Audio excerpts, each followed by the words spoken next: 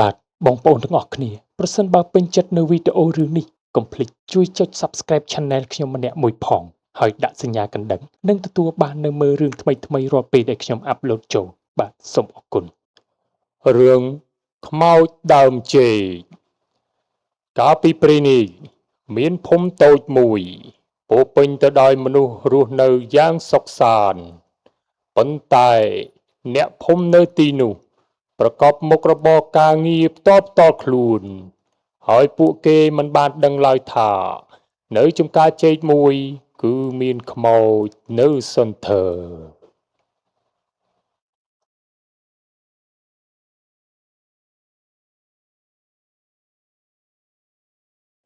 ណែក្មួយស្រីហើយចុះផ្លែឈើហ្នឹងក្មួយយកមកពីណាដែរក្មួយបើថាយកមកពីសៀមពូអត់ទិញទេណាមែនទេពូផ្លែឈើនឹងសិតតែផ្លែឈើខ្មែរយើងតើខ្ញុំមិនយកទំនិញថៃយកមកលក់ឲ្យខ្មែរយើងហូបទេណាពូហ្នឹងហើយបើថាផ្លែឈើខ្មែរមែនអញ្ចឹងថ្លឹងឲ្យពូកន្លះគីឡូមកក្មួយពូឲ្យតែរបស់ខ្មែរយើងពូទិញយកទាំងអស់ហ្នឹងណែបងមានដឹងអត់ថានៅចកាចេកមានខ្មោចសន្ធិដ្ឋឥឡូវហ្នឹងលោកអ្នកឆ្លងកែបអ្នករកត្រីពេលភ្លៀងរត់ឡើងបាសសក់ជ្រងតែម្ដងណាបងឯងមានដឹងណាហើយបងឯងមានត្រូវខ្មោចដើមចេកនឹងលងអត់បងយីចេះមកសួរអញថាត្រូវខ្មោចលងអត់នោះហើយចោះការងារស្អីអញឲ្យអញទៅឲ្យខ្មោចលងនៅចកាចេកនោះបានជាខ្ញុំសួរទៅព្រោះខ្ញុំគិតថាក្រែងបងឯងទៅជួសនោមយកប្រលប់នៅចកាចេកហ្នឹងតែអញបានទៅជួសនៅចកាចេកហ្នឹងទេវ៉ើយកប្រលប់ហើយប្រគុណអញធ្វើអស់លុយឡើងមកកណោអញខំយកលុយធនាគារទៅធ្វើប្រគុណអញបានទៅជួសរហេរហូតឲ្យអាស្ទៀវណាមកឃើញគូតអញទេវ៉ើយ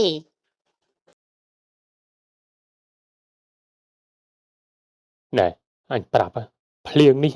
ទៅរោងកែបអត់កែបធំហើយអញប្រាប់ណែកែបអូកវាក្រាបនឹងដបោកនឹងគុំចេកហើយទៅអត់ភ្លៀងហ្នឹងអញសួរឯងច្បាស់មិនជាឯងព្រោះអីភ្លៀងនេះកែបចេញច្រើនណាណែនៅចកាចេកអញប្រាប់សបោធំណាគ្មានណាគេទៅរោទេចាស់ថានៅក្នុងមានខ្មោចមានអីណាតាមពិតគ្មានទេអើយចាស់កុហកទេឥឡូវឯងទៅអត់បើថាទៅយប់ហ្នឹងជួបគ្នាវើយយីហើយតែសបោកែបនិយាយមិនទៅមិន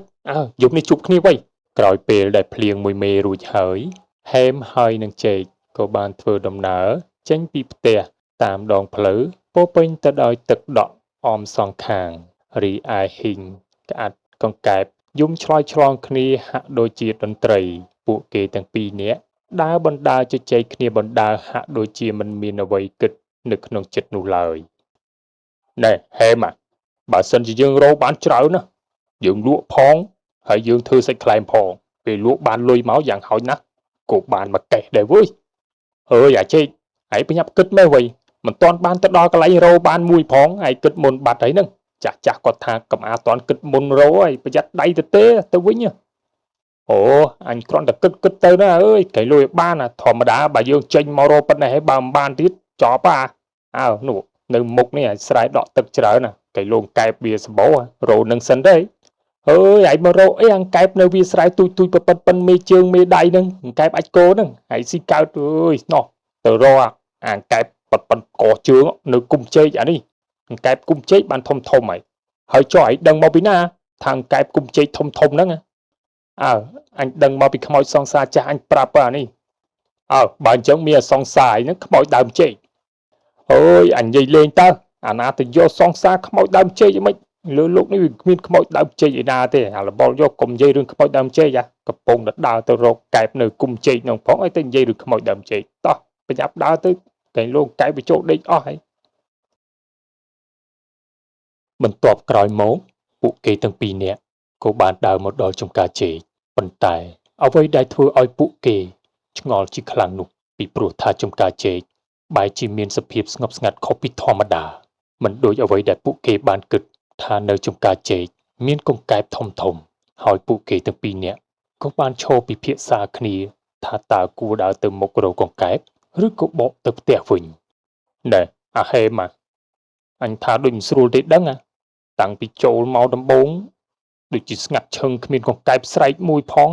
ហើយអញតាំងពីចូលមកតិចគូតល្អប្រយនេះមិនមកបកទៅផ្ទះវិញអត់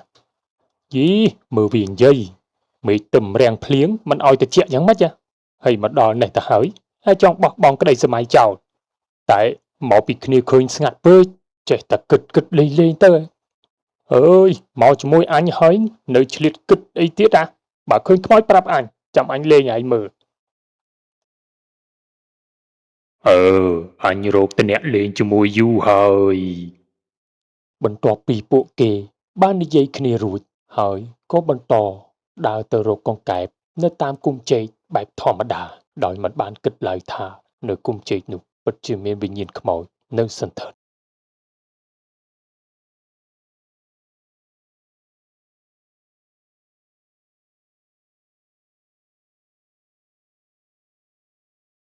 បន្ទាប់ពីចេកព្យាយាមដើរតាមហេមប៉ុន្តែរូបពេជ្រនោះ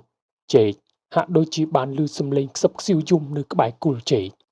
ក៏បានសម្លឹងរកមើលដោយមិនដាក់ភ្នែកដោយមានអារម្មណ៍ព្រឺព្រួចជាខ្លាំងអើយអាហេមឯង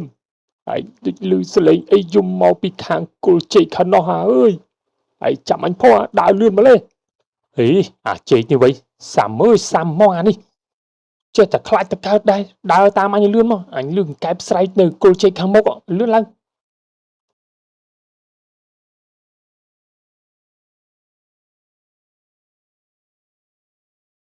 ពេលដែលពួកគេទាំងពីរនាក់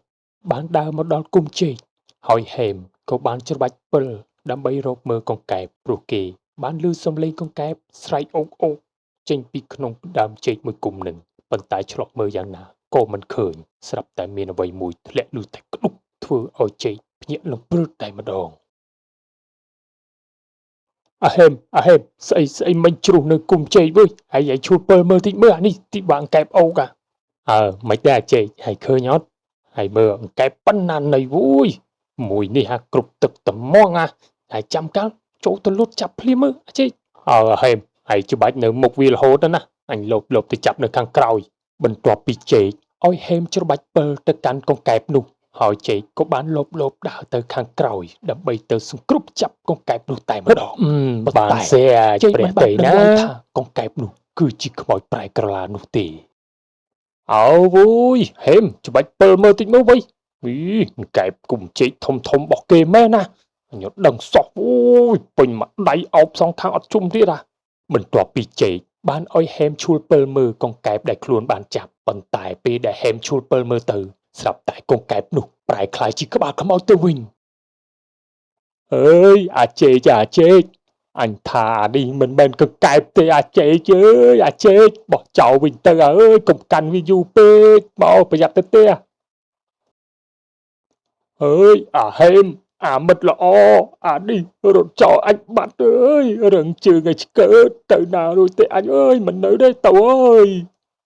អីយយអត់ពយោដាក់អញឲ្យស្រួលទៅថៃច្បាច់តលាក់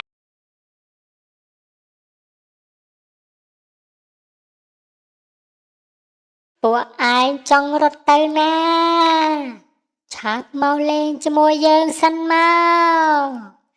អាមួយក្បាលពោះស្អុយនោះវាថាចង់លេងជាមួយយើងចំណែកឯចេកដោយសារតែតក់ស្លុតព្រោះតែបានកាន់ក្បាលខ្មោចធ្វើឲ្យគេវង្វេងវង្វាន់មួយសន្ទុះក៏បានប្រមូលអារម្មណ៍វិញហើយក៏រត់ឆ្ពោះទៅតាមក្រោយហេមទៅរីឯខ្មោចដើមចេកនោះក៏បានហោះដេញពួកគេពីក្រោយខ្នងក្លឹងតកៀកគិតតែម្ដងហេមមិនបានកាន់ក្បាលខ្មោចប៉ុន្តែហេមបែរជារត់គ្មានងាកក្រោយសម្បីតែមើលចេកបន្តិចទីបំផុតហេមហើយនឹងចេកក៏បានរត់ចេញពីចំការចេកនោះចំណែកឯខ្មោចដើមចេកក៏មិនអាចដេញពួកគេបានទៀតឡើយពីព្រោះខ្មោចដើមចេកមិនអាចចេញពីចំការចេកនោះបានទេដោយសារតែវិញ្ញាណរបស់គាត់បានចងភ្ជាប់ទៅនឹងដើមចេកពីព្រោះគាត់បានស្លាប់ដោយសារតែប្តីគាត់ហើយក៏បានកប់គាត់នៅនឹងគល់ចេកដោយបញ្ចុះនៅមុនអាគមឃុំប្រលឹងវិញ្ញាណរបស់គាត់មិនឲ្យចេញផុតពីចំការចេកនោះបានទេអាហេមអាផ្លោកមិនក៏រត់ចោលគ្នាវើយហើយអាចេកហើយរត់សិនមកចាំដល់ផ្ទះចាំនិយាយគ្នាវើយ